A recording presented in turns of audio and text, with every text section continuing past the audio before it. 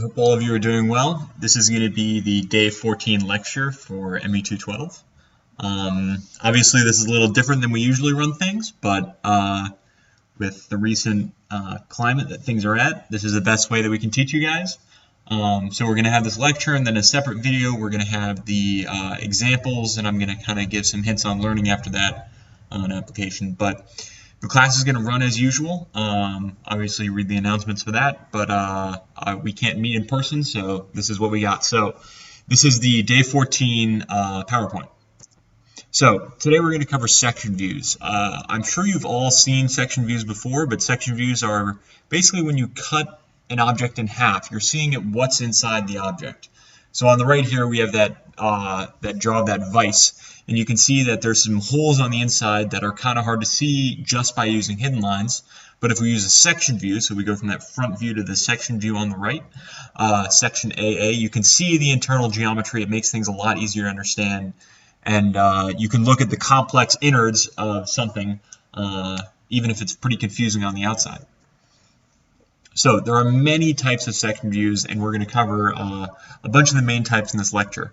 But there are some just quick rules, so we don't have you drawing them by hand, so SOLIDWORKS does some of this, but it can sometimes screw it up. So it's important to pay attention that the section view is going to be on the opposite side of where the arrows point, because the arrows are pointing towards what's being kept in that view. So the section lines then have their line is the material. We'll cover that in a second. And where those arrows go across there, you see how there's a top arrow and then a vertical line down and then a bottom arrow. That vertical line that looks kind of like a center line is where the object is being cut. And hidden lines are often omitted in the section views, so you'll see an example of that up ahead. But there's some different types of hatching that we use for section lines. You can see on the right, there's a ton of different types that you can use. We are basically going to use cast iron for everything. What that means is that you will see other types of section views, and it just basically tells you what the material is that's being cut away. So, for example, if you're sectioning through an object that has multiple materials, you'll have different types of section lines throughout the materials. And basically, those section lines are thin lines. They're lighter than you draw even a hidden line. And they're solid. So you draw this light solid line at about 45 degrees. And yeah, we're going to use cast iron only. So these light lines are about 1/16 of an inch apart. Basically what we're looking for is clarity. That's the most important part of this is, per usual, we just want it to be neat and clear and symmetric. Your lines don't have to be 1/16 of an inch exactly. The spacing isn't too important, but basically we just want clarity, consistency. You'll know it because it'll look pretty if you're doing it, with consistency. So now to get into some types of section views. First, we're going to cover full section views. So full section views is when the cutting plane is located in the middle of the object. It's going to cut the object completely in half if it's circular. And you're going to be able to see what's on the inside. So here we have, on the left, we have the full section view looking at it orthogonally, and then on the right, we can see it pictorially or isometrically. And you can see the arrows pointing to that cut material in there. So it's basically just going to cut the whole thing in half if it's cylindrical. Then we have half section views. This is when only half of the part is sectioned. So it's very useful on parts that are symmetric. It allows you in one view, so if you look at that front view on the right of the screen right there, you'll see section AA. Basically what you're seeing in this is you're seeing the hidden lines and what the object looks like, orthogonally on the left, and then on the right you see what's happening on the inside. You can see the section lines. It makes it very easy to see. And one thing to note is that the section lines are shown, the hidden lines are shown on the left, but not on the right there, because you don't show hidden lines on the sectioned half. And then a center line is used to separate the section from the unsectioned half, even if it's not a circle. Then we have offset section views. So offset section views are basically you have multiple planes that are cutting through the object. this is fairly easy to understand, except one thing to note is when the planes change distance. So when you go from one cutting plane and then move back a few inches to the next cutting plane, there's no line. You don't draw a line in there, so you can see that red. Do not show the edge views of the cutting plane. So it basically is like the part is one whole thing across. We're just showing multiple things of it.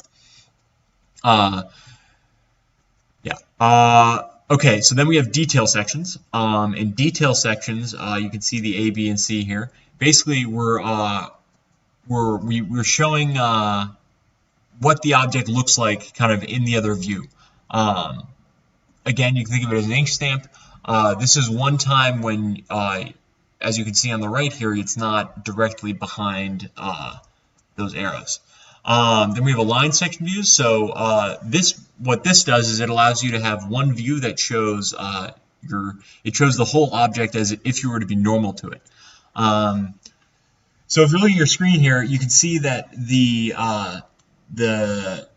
top view of this compared to the section view is foreshortened. The top views, you're not dragging it down. You're using that plane that it's cutting on and then looking normal to both parts of the section view. So this is going to extend some things, but it's also, for example, here, if you're using an aligned section view, you always want your aligned section view to line up with the holes because it makes more sense. This is another great time when you'd want to use them, though. Then we have pictorial section views. So this is, the same section view that we've seen, but now we're seeing it in the isometric. And one thing to note is that changing hatching directions. You're going to change your hatching directions because it makes it more clear to see what's going on when it's being cut. And they should rotate 90 degrees between the cutting planes. Then we have phantom section views. So it's shown as a regular view, but the section view is superimposed. This is really good for hollow objects. So you're able to see what's happening on the inside of a hollow object, but can also see what's happening on the outside. Then we have thin web sections. These thin webs shows where there's strengthening and stuff like that. You can see there's more hatching on the bottom there for these that type of section.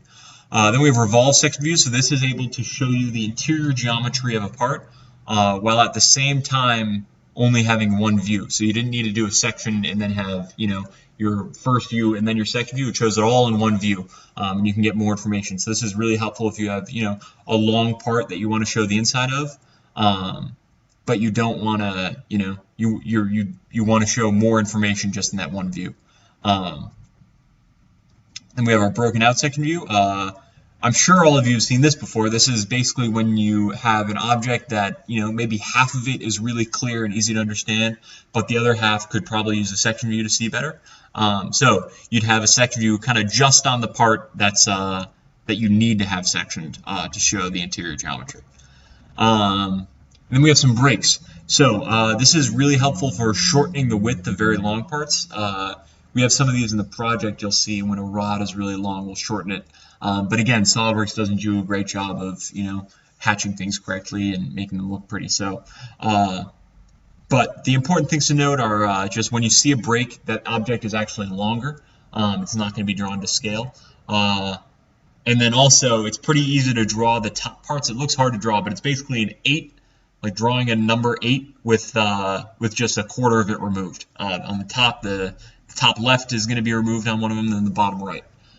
This is great for tubes and bars, but one thing to note is that the bars, when it's square, you don't have that little figure 8 happening. And then we have assembly sections. So this is able to show kind of everything that's happening.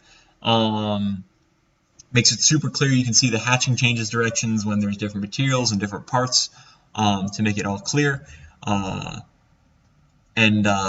But one thing to note is that nuts and bolts and stuff like that are not sectioned. So those are always shown.